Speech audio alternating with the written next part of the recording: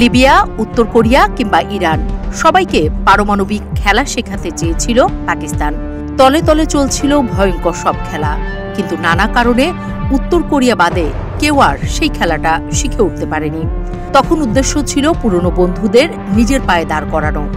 আজও সেই পুরনো রেশ বুকে রেখে ইসলামাবাদ এবার রিয়াদের দিকে হাত বাড়াচ্ছে, এমনটাই খবর গণমাধ্যমের। কেউ বলছে এবার সহায়তা শুধু কাগজের সই নয়, প্রযুক্তি ও জ্ঞানের শেয়ার। ভাবছে সবাই, যদি সেই জ্ঞান রিয়াদে পৌঁছে যায়, মধ্যপ্রাচ্যের খেলার ছকই বদলে যেতে পারে। রিয়াদের আকাশে হঠাৎ করেই এক অদ্ভুত আলো জ্বলে উঠেছে। এতদিন ধরে আমেরিকার আঁচলের নিচে নিরাপত্তা খুঁজে বেড়ানো সৌদি আরব এবার স্পষ্ট জানিয়ে দিল, যথেষ্ট হয়েছে, আর নয়। আর সেই কথার সঙ্গী পাকিস্তান।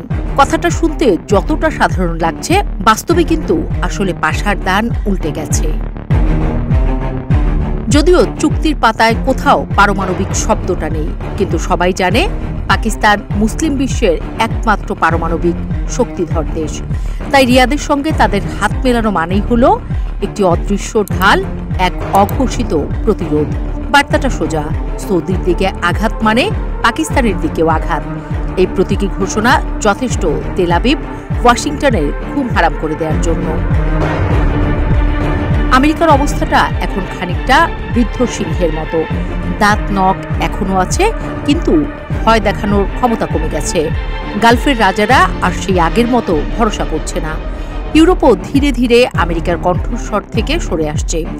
আগে যেখানে ইসরায়েলের পক্ষে অন্ধ সমর্থন দিত, এখন সেখানে প্রশ্ন তুলছে, শাস্তির ইঙ্গিত দিচ্ছে।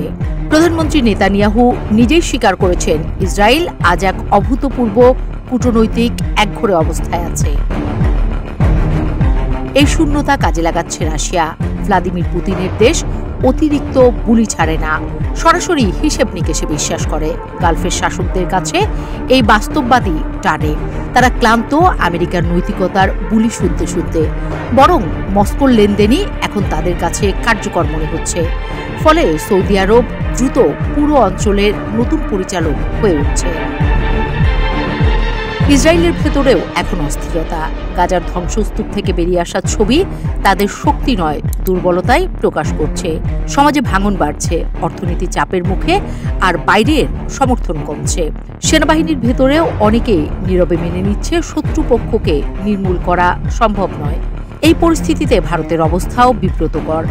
নয়াদিল্লি এতদিন ধরে গর্ব করে বলতো, আমরা আমেরিকা ইসরায়েলের ঘনিষ্ঠ মিত্র, কিন্তু যখন সেই দুই শক্তি নিজেদের ভেতরের দুর্বলতায় দুলছে, তখন ভারতের হিসেব নিকেশেও টান পড়ছে। জাতিসংঘে ভাষণ দিতে দাঁড়ালে নেতানিয়াহুর সামনে থেকে সরে যাচ্ছে বিশ্ব নেতারা। ওদিকে পুরো মধ্যপ্রাচ্যে প্রতিবেশী পাকিস্তান যেখানে নতুন মর্যাদা পাচ্ছে, সেখানে ভারত যেন কেবল দর্শকের আসনে বসে। আগামী দিনগুলো অস্থির হবে, তাতে সন্দেহ নেই। নতুন নতুন জোট হবে, পুরনো সম্পর্ক ছিঁড়ে যাবে, পারমাণবিক ইঙ্গিত নিয়ে আরও অনেক হিসাব মিলবে। কিন্তু এটুকু স্পষ্ট, পুরনো মানচিত্র আর কার্যকর নয়। গালফ এখন নতুন ছকের খেলায় মেতে উঠেছে, আর সেই খেলায় সবচেয়ে উজ্জ্বল দুই চরিত্র সৌদি আরব আর পাকিস্তান। হঠাৎই হয়তো দেখা যাবে সৌদির মরুভূমির বালি চিরে বের হয়ে আসছে সেই মহাধ্বংসের ধোঁয়া। অর্থাৎ পারমাণবিক বোমার পরীক্ষাটা চালিয়েই সৌদি ঘোষণা দিতে পারে, এবার মাঠে আসো, খেলা হবে। আর দূর থেকে মুচকে হাসিটা হাসবে পাকিস্তান।